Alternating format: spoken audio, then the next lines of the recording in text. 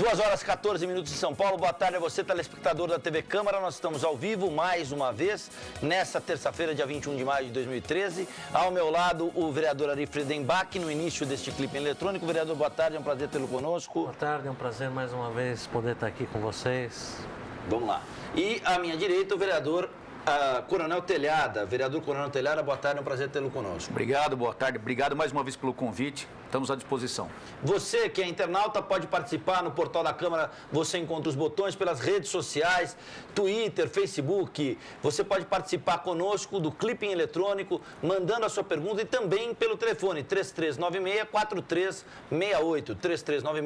3396-4368. Nós vamos começar o programa falando sobre um assunto que foi bastante coberto pelos jornais ontem, e que tem aí um desdobramento que a gente chama de suíte no jornalismo, né? Um desdobramento editorial do assunto, que é a virada cultural, a violência na virada cultural, né? 2 mortos, 5 feridos por armas brancas, e aí começa a haver uma discussão sobre quais os ajustes necessários para a próxima edição da virada cultural. Quem se habilita a responder essa pergunta?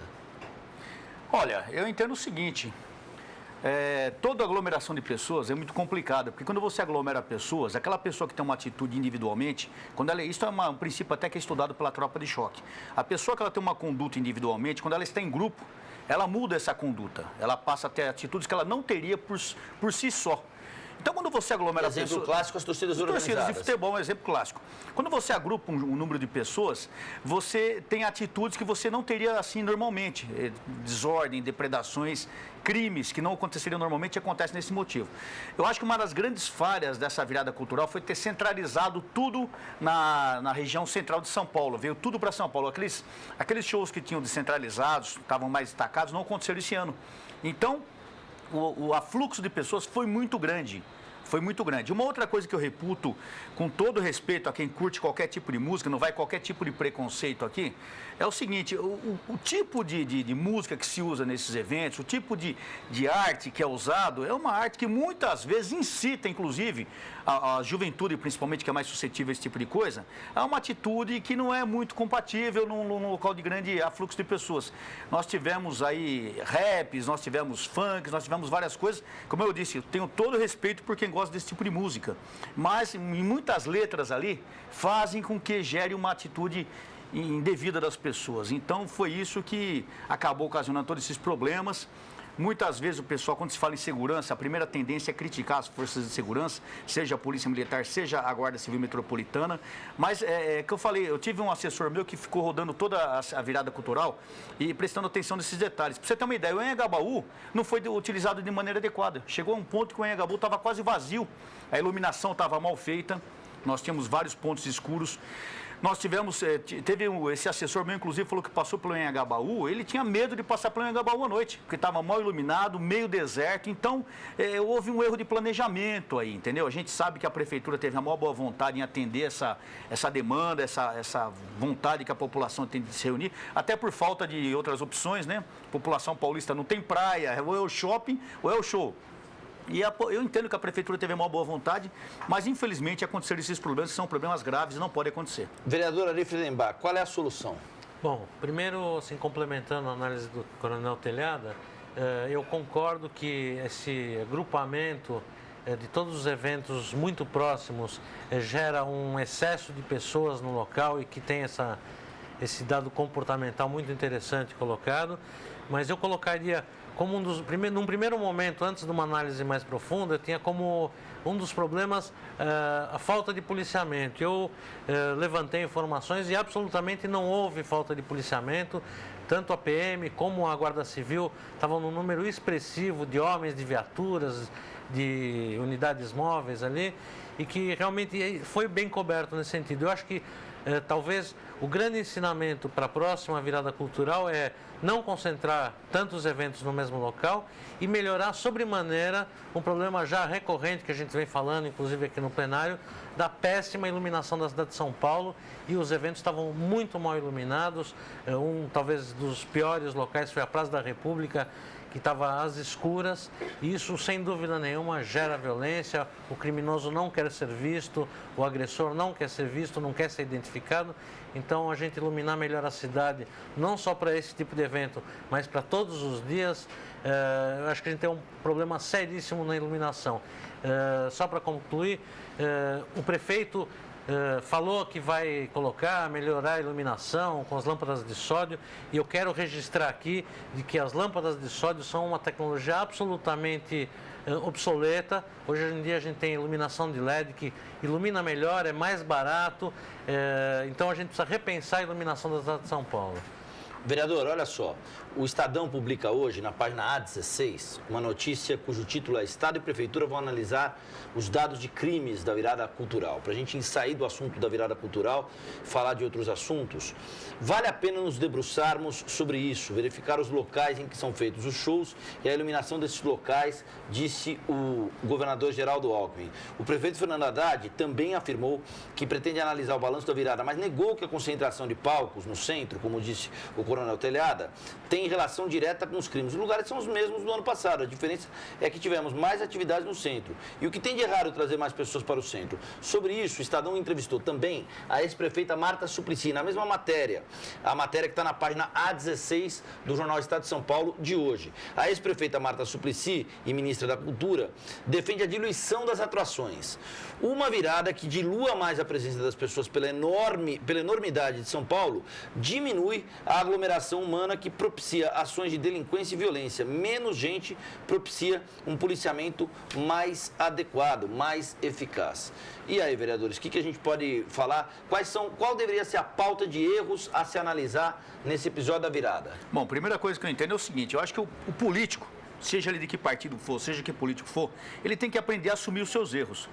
Eu fico constrangido, fico doente, rapaz, com essa mania de toda vez que você aponta uma falha, a pessoa querer acusar o outro da falha, sabe? Nunca eu sou errado, sempre foram os outros. Então eu acho um absurdo isso. Houve a falha, ela é bem clara, mas como eu disse, eu sou da oposição, é muito fácil eu querer criticar o prefeito, eu jamais faria isso, eu acho que não foi culpa da prefeitura também, houve alguns erros, esse problema da centralização deles, mas o problema da violência é um problema muito mais... Isso aí é resultado de tudo que vem ocorrendo ao longo desses anos. Não é diluindo que você vai ter problema, não é pondo 10 milhões de policiais na rua. O que acontece é o seguinte: o Brasil está perdendo, é uma crise de autoridade, é uma crise de moralismo. Eu não sou moralista, não é isso. Mas veja bem, nós tivemos 2 mortes, um vítima de roubo, acabou sendo um latrocínio, acabou sendo morto. O outro, segundo consta, foi uma overdose. Não sei se a pessoa passou mal, não, mas parece que foi uma overdose. Um rapaz de 21 anos. Então você vê, a pessoa vai para um evento já para se drogar, a pessoa vai lá para fazer bagunça. Então a pessoa sai de casa com a intenção de cometer e ele comete contra ele mesmo. É incrível isso. Então nós temos um problema sério no Brasil. Vamos nos restringir a São Paulo, vai. Nós temos um problema sério em São Paulo, onde e tudo isso está gerando esse resultado de hoje. É falta de uma instrução adequada, é falta de uma questão de pensamento em segurança, é falta de religião, é falta de uma postura governamental, onde se valoriza as pessoas que realmente merecem ser valorizadas, e as que têm trazido problema, paguem por esses problemas. Nós vamos entrar no problema da legislação que é benévola, enfim, nós vamos ficar a tarde toda discutindo para chegar a um resultado e nós não temos resultado. O resultado é mudanças urgentes na mentalidade do brasileiro. Quais são as mudanças que devem entrar na pauta de uma coisa que deve ser feita a 4 mãos pela Prefeitura e pelo Governo do Estado, visando a próxima edição da virada cultural? Bom, eu acho que é uma obrigação de todos nós, especialmente dos governantes, aprender com os próprios erros. Assumir seus erros, como colocou o coronel Telhada, isso é fundamental. E eu acho que está bem claro, por todos os comentários que você vê nos jornais, a questão é falta de iluminação e excesso de aglomeração de pessoas. É muito importante a gente reaviver o centro, trazer as pessoas para o centro, mas não nessa quantidade de uma vez só. O centro da cidade é lindo, ótimo para eventos, mas é muito importante, inclusive por conta da periferia, das pessoas da região periférica poderem usufruir também da virada cultural.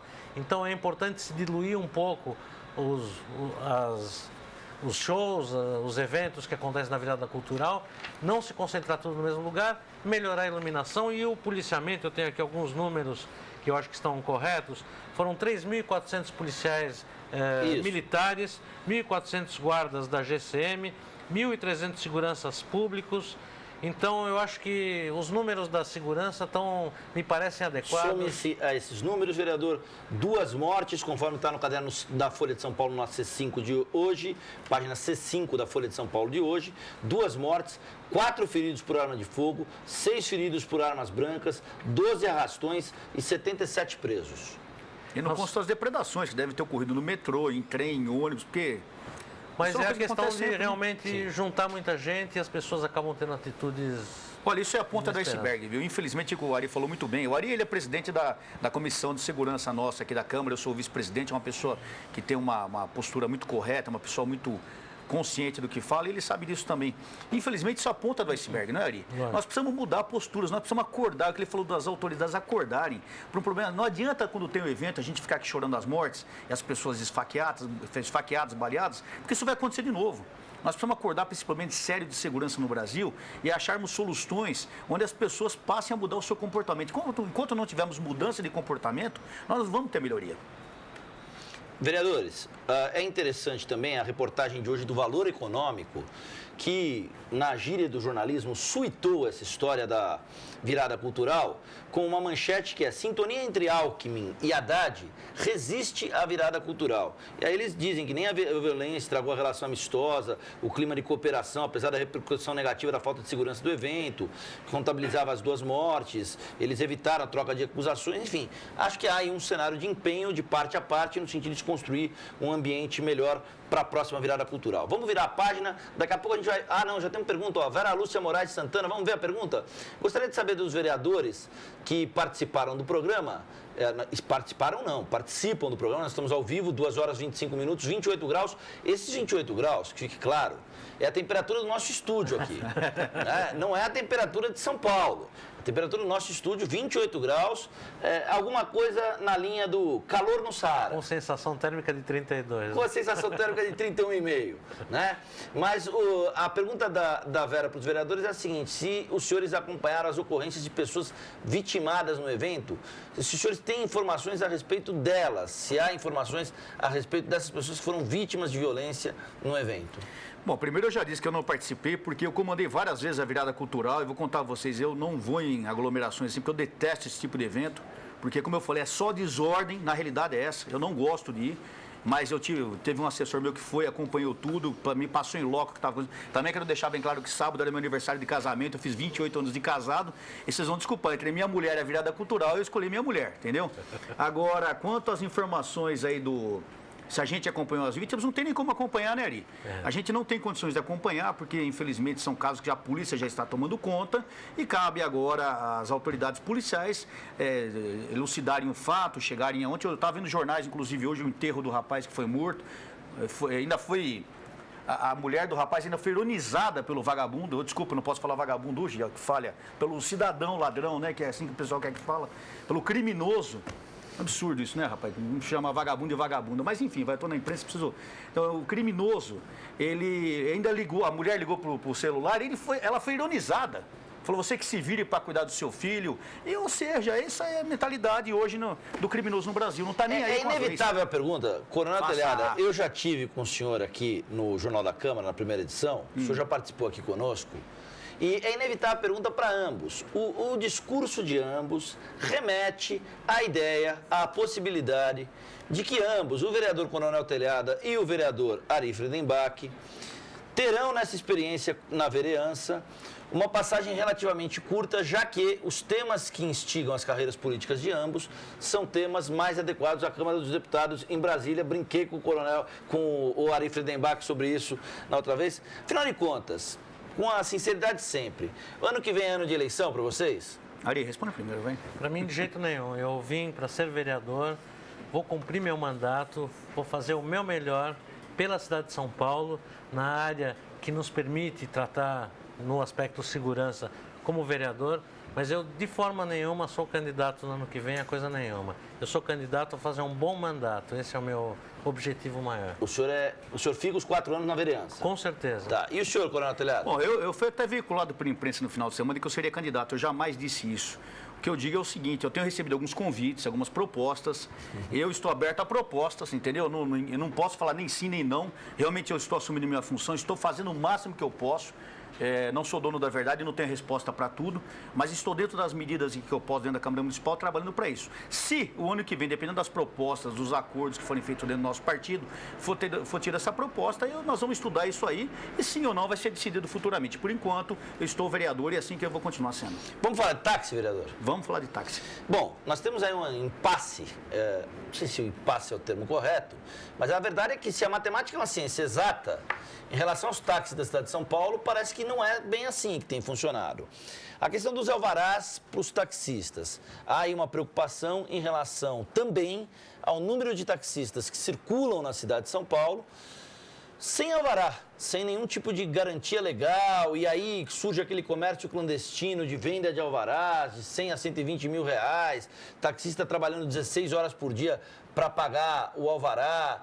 Enfim, eu queria que vocês falassem sobre o que pode ser feito nesse sentido. Vamos começar pelo vereador Ari Friedenbach.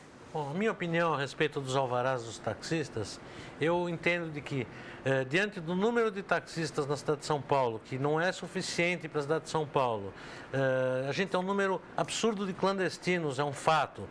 Então, eu entendo de que é muito importante a prefeitura abrir novas vagas para novos alvarás de taxistas, assim como permitir a negociação desses alvarás entre eles, desde que acompanhado pela prefeitura, que seja uma pessoa ficha limpa, etc. Mas eu acho que tem que se permitir essa negociação, até por conta de não ser um preço absurdo como é de fato, 100, 120 mil reais a compra de um alvará e feita de uma forma ilegal. Então eu acho que é função do poder público, na minha opinião, regularizar, regulamentar essas transações, assim como permitir que novos alvarás sejam emitidos. Regulamentar, mas regulamentar resolve o problema, vereador? Resolve. É o seguinte, esse assunto tem muito a ver, que nós tivemos, eu sou também faço parte da subcomissão de mobilidade urbana, e hoje, às 11 horas da manhã, nós tivemos uma audiência pública justamente sobre esse assunto. Eu anotei alguns números, se você me permite passar alguns dados. Claro. Nós tivemos aqui com o senhor Daniel Teles, do DTP, que veio representando o DTP, nos pôs bastante, nos esclareceu. O que é DTP, vereador? Divisão de Transporte Público. Acho que é isso também, sei lá, deve ser isso, né? Deve ser. A mão de sigla, né, rapaz? Mas o senhor Daniel Teles esteve aí conosco e nos esclareceu bastante assuntos. Mas nós tivemos também o pessoal da TASP, que é a Associação de Taxistas de São Paulo, representado pelo senhor Edson Senna e pelo senhor Lorival, que fizeram uma série de denúncias. Aliás, há muito tempo já vem fazendo essas denúncias de corrupção, de venda ilegal de alvarás. E é uma realidade. Quem fala que não tem como provar, pode até não ter como provar, mas todo mundo sabe que isso é verdade. Eu tenho parentes taxistas que há anos vêm me falando isso, a imprensa noticia isso, existem notícias do jornal televisado que vive falando desse assunto. E sabe o pior o que eu fiquei assustado é o seguinte: hoje nós temos 33.565 táxis em São Paulo. E no passado, ele não me soube precisar o número, nós chegamos ao número de 39.896, quase 40 mil taxistas, perdão. Quase 40 mil taxistas no passado. E hoje que a cidade aumentou. Isso com alvarás? Com alvarás. 40... Ou seja, nós temos hoje 6 mil taxistas a menos com alvará. E a cidade cresceu, aumentou o número de pessoas, aumentou o número de veículos e nós diminuímos. Eu vejo uma saída nisso, Ari. Eu entendo que, de repente, a saída é aumentar o número de alvarás para 40, 50 mil. Por quê? Porque existe uma demanda muito grande de pessoas que querem trabalhar nessa área, estão aptas a trabalhar nessa área, e é só a prefeitura liberar. Por que não libera? Eu acho que essa falta de liberação é o que ocasiona, inclusive, a corrupção. Eu acho que se o governo não tiver interesse em cessar a corrupção, que abra novas vagas para taxistas, porque a demanda é grande. A própria população, na reportagem que foi passada para a gente, falava que você não tem taxista, não tem táxi na hora do rush. De manhã à tarde você não consegue pegar um táxi. De noite menos ainda. Ou seja, tem demanda, tem gente para andar no táxi, tem taxista para dirigir o táxi. Por que a prefeitura não libera, então? Vocês já passaram pela experiência, que é uma experiência que tem se tornado cada vez mais comum, em função do aumento da renda, em função do acesso ao crédito, daquelas matérias que a gente lê no jornal. Lei seca. Enfim, já passaram pela experiência, ambos aqui, de chegar no aeroporto de Congonhas por volta das 6 da tarde e de ficar bem uns 40, 45 minutos para esperar um táxi. Bom, eu já tive experiência pessoal com essa coisa de lei seca. Eu, quando saio e vou beber, eu não saio de carro. Não, e de fato, realmente hoje eu tomo um tremendo cuidado. Eu não ando de carro quando eu saio e vou beber alguma coisa. E de chegar na hora de voltar para casa, a dificuldade de conseguir um táxi é um absurdo. Já tive vezes de esperar 2 horas um táxi de noite. É um absurdo. Ou seja, O senhor sai para jantar com a sua mulher. Lá pelas tantas, vocês vão a um restaurante, pedem um vinho e tal. Aí o senhor leva 1 hora aguardando o táxi. Já me aconteceu isso. Quer dizer, precisamos aumentar o número de táxis para São Paulo. É evidente, a demanda existe. Por que não liberar mais 15 mil taxistas e 15 mil alvarás para que a gente cesse esse problema da corrupção, a cidade seja melhor atendida, o povo seja melhor atendido e essa classe de taxista, que é uma classe já tão sofrida, possa realmente trabalhar de maneira adequada. Hoje, nós esquecemos de falar o seguinte, o turismo em São Paulo é muito grande. O turismo em São Paulo é um absurdo que nós temos de turista hoje. Então, existe a deficiência de táxi e a prefeitura tem que acordar para esse problema e aumentar o número de alvarás. Eu acho que só essa solução já praticamente derrubaria 80% da mercado de alvarás, que é um preço escandaloso. Me falaram que para você, não sei se procede, me falaram que custa R$400 mil o ponto ali em Congonhas. É um absurdo isso. Eu não sei se é, mas é muito provável que seja correto. É bem provável que seja É um absurdo. Né? Nós temos mais uma pergunta da Maria de Lima Freitas. Nos últimos dias, diz ela, as perguntas chegam com a produção do nosso Marcos, que é o produtor do programa. Nos últimos dias se falou muito sobre o casamento entre pessoas do mesmo sexo. O que os senhores acham desse tema? Qual é a opinião de ambos sobre os direitos civis que unem as pessoas, que permitem a união de pessoas do mesmo sexo? Fugiu um pouquinho do tema, né? Mas vamos lá. Eu vou deixar bem claro uma coisa, eu sou evangélico, todo mundo sabe disso, o pessoal evangélico normalmente é mais radical em alguns aspectos, mas eu, Telhada, penso o seguinte, eu sou favorável a qualquer tipo de pessoas, de coisas que as pessoas de bem façam. Eu não critico ninguém, eu acho absurdo eu criticar uma pessoa porque ela é homossexual, porque ela deixa de ser homossexual, porque ela é negra, porque ela é branca, porque ela é crente, porque ela é macumbeira, porque ela é corintiana, porque é São Paulo, eu acho absurdo isso. Eu acho que de repente se a pessoa tem esse desejo, ela nasceu assim, ela se sente bem fazendo assim. Quem sou eu para criticar essa pessoa e falar que ela está errada? Jamais. Eu não gosto de bandido. Isso eu deixo bem claro. Acho que a pessoa que não cumpre a lei, ela tem que assumir as imposições da lei. Agora, se a pessoa se deseja casar com alguém do mesmo sexo ou não, isso não me ofende. Eu respeito as pessoas. Tenho vários amigos homossexuais. Trabalho com pessoas que são homossexuais, sempre trabalhei na minha vida, nunca me trouxe constrangimento nenhum, são pessoas maravilhosas, pessoas cumpridoras dos seus direitos, dos seus deveres, trabalhadoras, pessoas de uma índole maravilhosa. Por que eu não haveria de gostar dessas pessoas e apoiá-las? Quer dizer, o senhor está dizendo o seguinte, sou favorável. Em que pese a questão do senhor ser evangélico... muitas vezes criticar, eu sou favorável. Tá, o senhor é favorável à união de... E o senhor, vereador? A minha posição é já como advogado, eu acho que é muito importante a gente fazer uma distinção.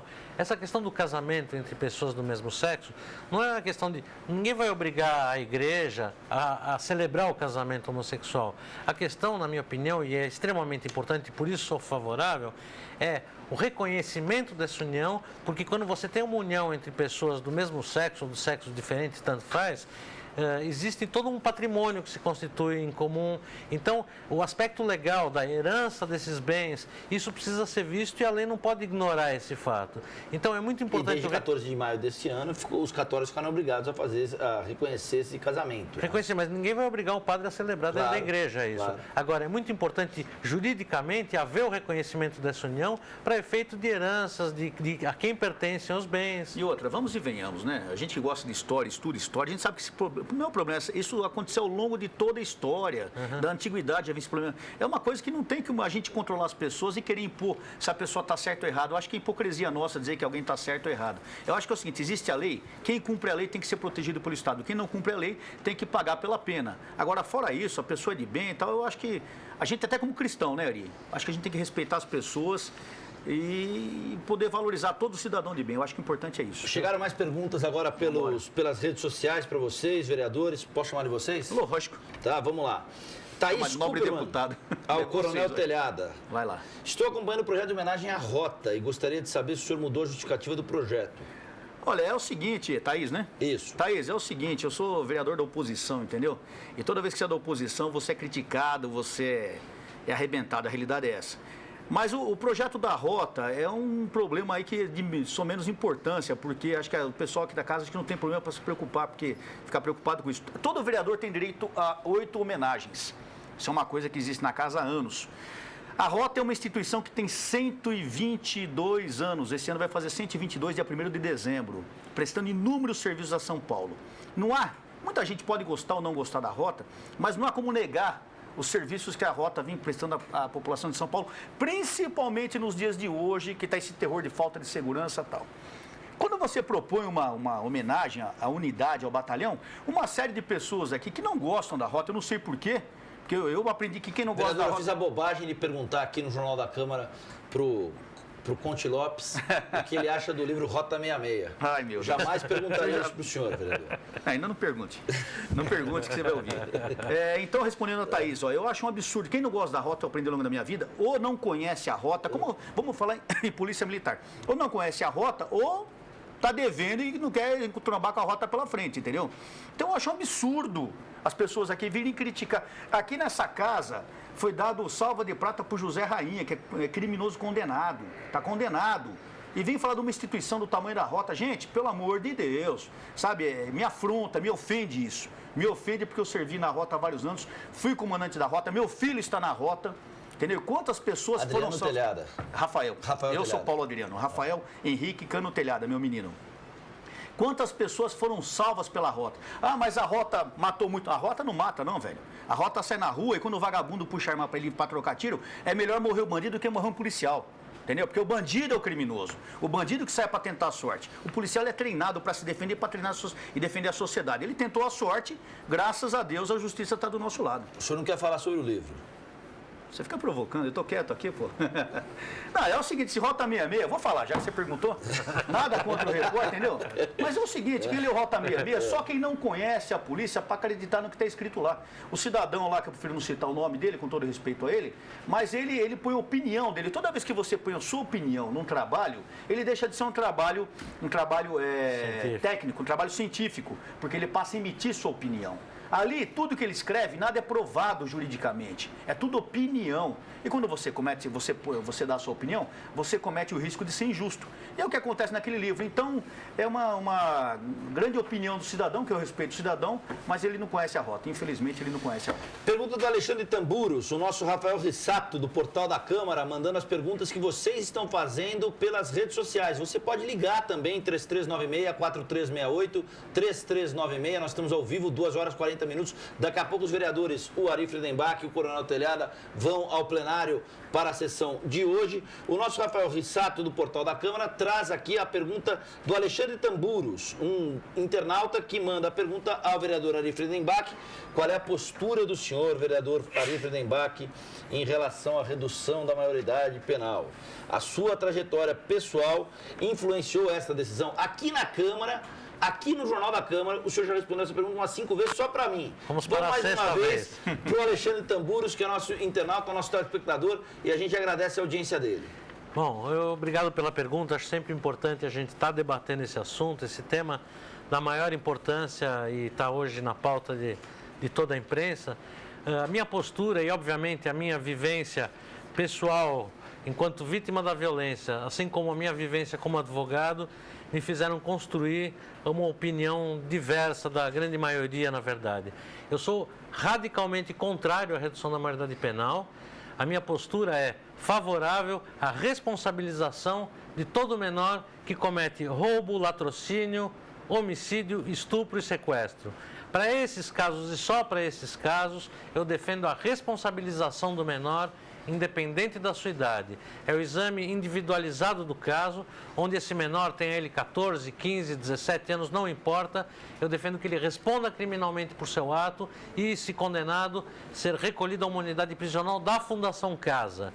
Não é colocar ele no sistema carcerário comum, mas sim na unidade da Fundação Casa, uma unidade especial para jovens infratores graves, ou melhor, não infratores, eu costumo chamá-los de criminosos. A gente precisa fazer essa distinção. Jovem infrator é o que rouba a bicicleta, jovem criminoso é o que mata, que estupra, que comete um latrocínio. Para esses casos, nós temos que dar um tratamento diferenciado e com o rigor da pena e sempre com o olhar da ressocialização. Ele precisa ser reintegrado à sociedade, mas a penalização para esses casos é fundamental.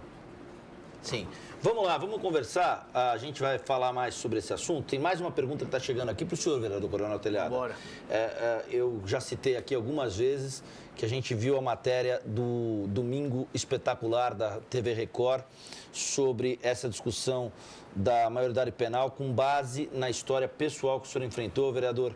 A minha sugestão para o senhor permite, sem ser invasivo, é que o senhor não veja essa matéria. Eu não vou ver. Né? É que o senhor não entre... Tomei esse cuidado. Né? Assim, não... Porque eu imagino, como pai, eu também sou pai, isso também sou pai de uma menina, eu imagino que seja muito sofrido ver algumas coisas que são exibidas na televisão sobre esse caso. Para manter a minha lucidez, eu tenho algumas coisas que eu me recuso a ver, me recuso a participar. Eu me permito, e acho que é minha obrigação, participar desse debate, a gente buscar caminhos, ouvir opiniões diversas e tentar construir um melhor caminho para a sociedade. Agora, entrar nos detalhes da tragédia é algo que eu evito. Senhor, né? É demais. E aí a gente tem mais uma pergunta. Em tempo, eu não fiz nenhuma crítica aqui à televisão Record, hein? É só uma questão, é bom pontuar isso, não, porque não foi nenhuma crítica à TV Record. A matéria foi muito boa, narração do Marcos Rummel, muito bem conduzida a matéria. Assim, eu fico imaginando pela ótica do senhor como pai, tendo em vista tudo aquilo que o senhor passou, ponto. Né? Foi uma incongruência aí ter dado a minha opinião, como diz o Coronel Telhado. Pois não. Olha, eu tenho um respeito muito grande pelo Ari. Eu não conheci o Ari, vim conhecê-lo pessoalmente, conhecia pelos jornais também. Mas a gente está sendo muito bem aqui, né, Ari? Nós fizemos vários amigos aqui na Câmara. O Ari é uma das pessoas que eu respeito muito, não pela pessoa que ele é, não só pela pessoa que ele é, mas pelo que ele sofreu na vida dele, que é uma coisa que eu também tenho uma filha, Juliana, o amor da minha vida, além do Rafael. E eu não quero que nenhum cidadão passe o que o Ari passou. E eu respeito muito essa opinião dele. Eu sou favorável à redução da pena da maioridade penal para 14 anos, mas a proposta do Ari é muito interessante, muito boa. Eu acho que se fizesse o que o Ari está propondo, já resolveria muito o problema, porque o importante é fazer com que o criminoso, independente da idade, responda pelo que ele fez. E que sirva de exemplo para os outros menores ou outros cidadãos também, né? Você vê como é interessante, eu estava vendo um comercial na televisão ontem, sem citar o produto, que passa os 3 porquinhos e o lobo mau. Não sei se vocês já viram isso. Já viu isso? Aí o menino fala, coitado do lobo mau, não teve a mamãe para cuidar dele. Ou seja, há uma tendência da nossa sociedade hoje em vitimizar o criminoso. Até o lobo mau, que era o lobo mau, está sendo coitado. Hoje os 3 porquinhos estão dispensados porque eles tiveram mãe. Quer dizer, isso está sendo incutido na cabeça da criança. Vereador, o senhor está repaginando a história dos 3 porquinhos? Eu não. A televisão Então, vocês notem que interessante, isso na cabeça da criança. Você está vitimizando o criminoso.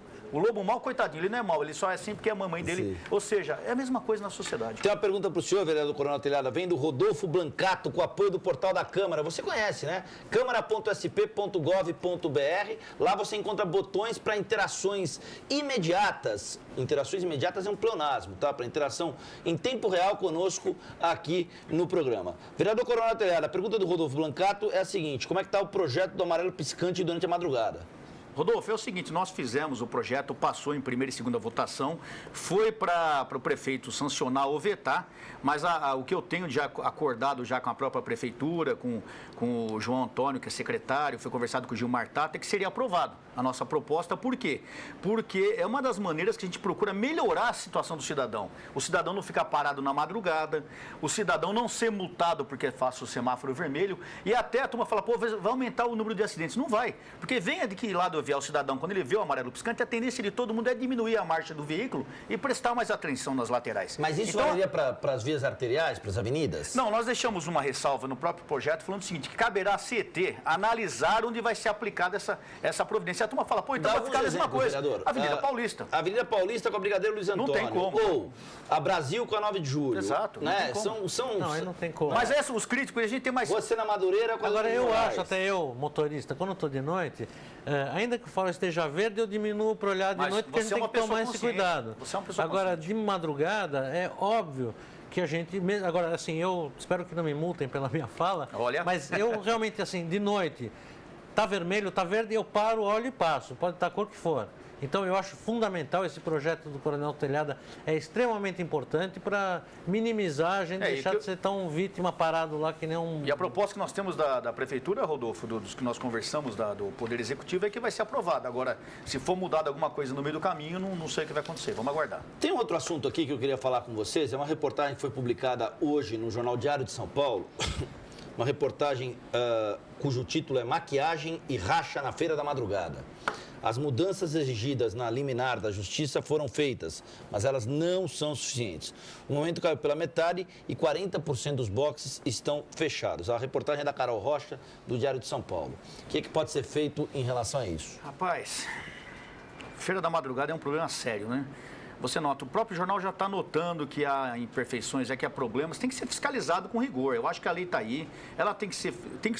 O pessoal fala, pô, o telhado é radical. Eu não sou radical, existe a lei para ser cumprida, gente. É para o bem de todo mundo. O dia que acontecer um grande incêndio nessa Feira da Madrugada, todo mundo vai vir meter o pau.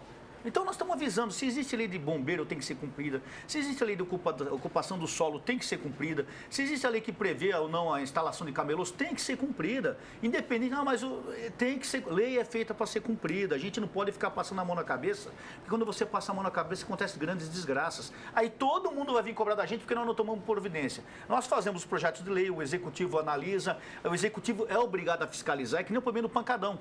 O Pancadão é uma realidade em São Paulo, por quê? Porque não tem fiscalização. Uma das poucas atuações que existem fortes dos pancadões é da Polícia Militar. Mas cadê o PSIL? Cadê a fiscalização da Prefeitura, fiscalização de bares, fiscalização de locais? E tudo falha. Quando tudo falha, acontece o problema. E depois o cidadão que sofre.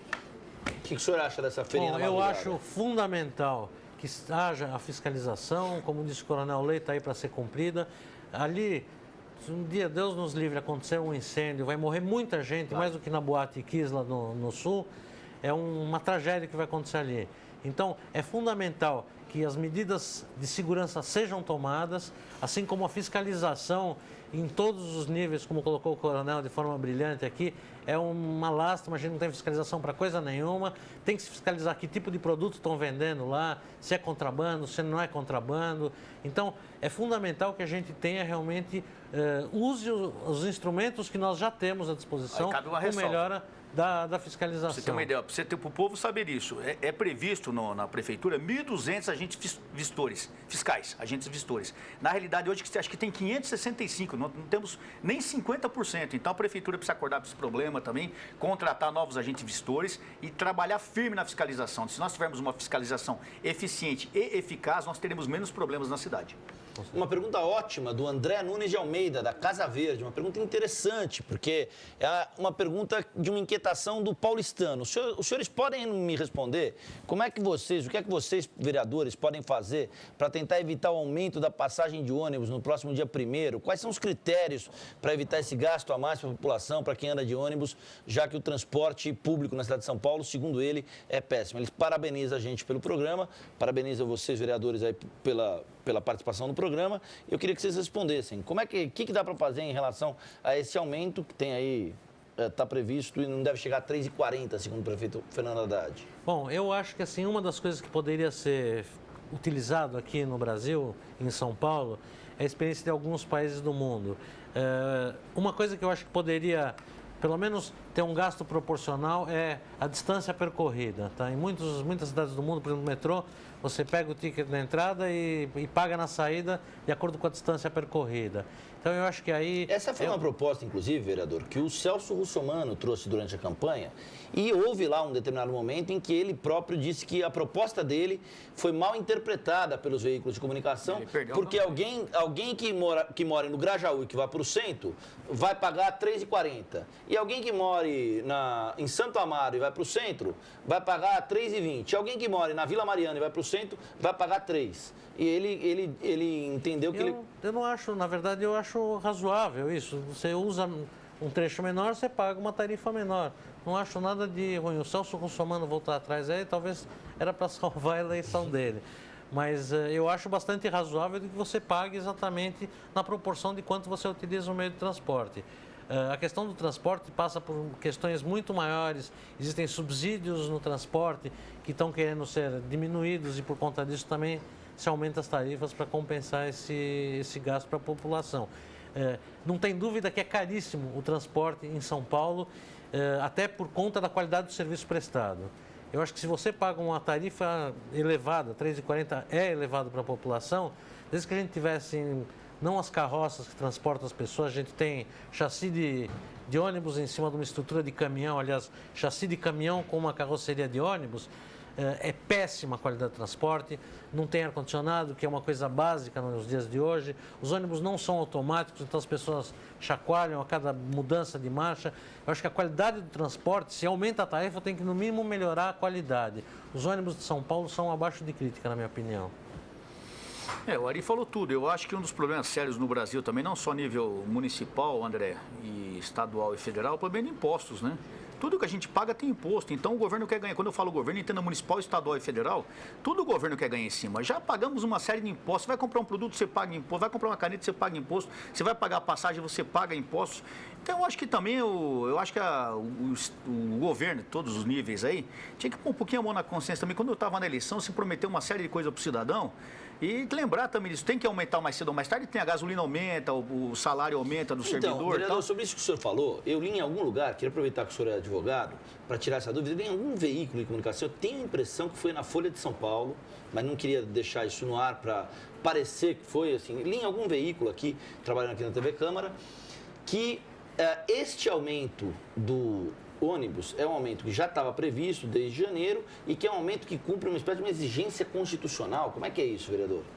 Não é constitucional o termo? Desconheço a questão de ser constitucional, mas fato é que esse aumento está sendo represado até por conta de conter as taxas de inflação, mas é um aumento necessário. Eu repito, eu acho caríssimo para a população que usa o transporte público, eu acho extremamente caro, mas os custos estão muito elevados, as empresas que fazem o transporte têm um lucro absurdo, abusivo, escandaloso.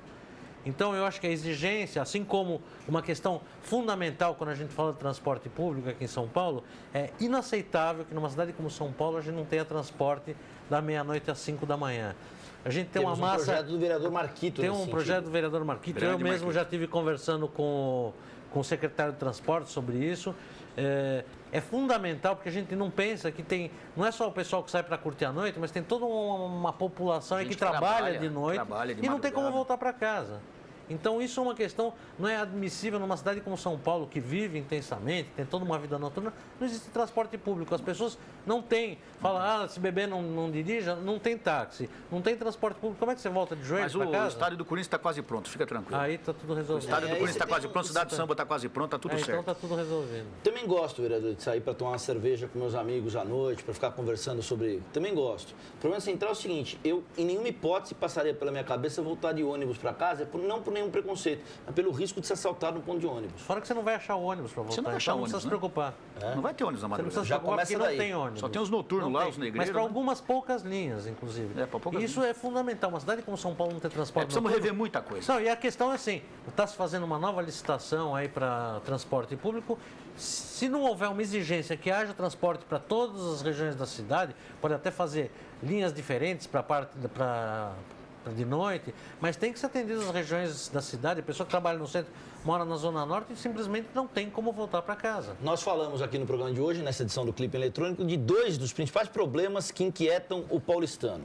Primeiro, segurança pública, tema recorrente. A gente abre o programa e fala assim, hoje nós vamos conversar sobre participe. 9 em cada 10 perguntas que surgem vem com o mote de segurança pública. E aí, a 10ª pergunta, que vai alternar caso a caso, seria uma sobre transporte, uma sobre habitação, uma sobre cultura, uma sobre a tarifa de ônibus e tal. Mas, assim, segurança pública e as pesquisas mostram isso, a preocupação principal do paulistano.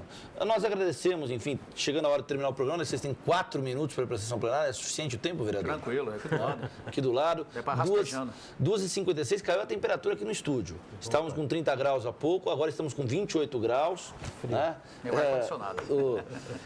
E a gente vai agradecendo muito a presença do vereador Ari Friedenbach, sempre um bom papo, sempre um prazer ouvi-lo, vereador. Obrigado. E deixar as portas da TV Câmara abertas para a sua participação em outras oportunidades. Muito obrigado, um prazer estar aqui. Seguem os contatos aí no GC, né, nos nossos caracteres, olha lá. Para entrar em contato, afriedenbach@câmara.sp.gov.br. Este o contato que você pode fazer com o gabinete do vereador por telefone, aí o telefone do vereador Ari Friedenbach. Também agradeço ao Coronel Telhada, vereador, obrigado pela atenção. Valeu. Conte com a gente, né? Valeu pelo bate-papo, Obrigado. pela participação mais uma vez aqui no Clipe Eletrônico. Estamos à disposição para falar dos problemas da cidade Conte sempre comigo. e das questões relacionadas também à segurança. O contato do vereador Coronel Telhada está aí na tela para você. Você vai ver aí o contato do vereador Coronel Telhada, o telefone e o e-mail do Coronel Telhada, para que você possa Tem nosso entrar... Facebook também, qualquer coisa. Muita gente entra em contato comigo pelo Facebook, Coronel Telhada. Estamos com quase 118... facebook.com/Coronel Telhada. Estamos com quase 118 mil seguidores. O pessoal acompanhando a gente no dia a dia. A gente procura mostrar o que nós estamos fazendo aí. Enfim, estamos à disposição, né, Ari? Para que der e vier, estamos na luta aí. 2h58, o Clipe Eletrônico vai chegando ao final. Agradeço ao pessoal do Portal da Câmara, mais uma vez, pelo grande suporte nessas interações com você que nos assistiu pelo Portal da Câmara, com você que fala conosco pelo Facebook ou pelo Twitter. Enfim, agradeço a você que esteve conosco. O Clipe Eletrônico volta na quinta-feira, também conhecida como Depois de Amanhã, às 2h. Boa tarde para você, TV Câmara São Paulo, a política da cidade passa por aqui.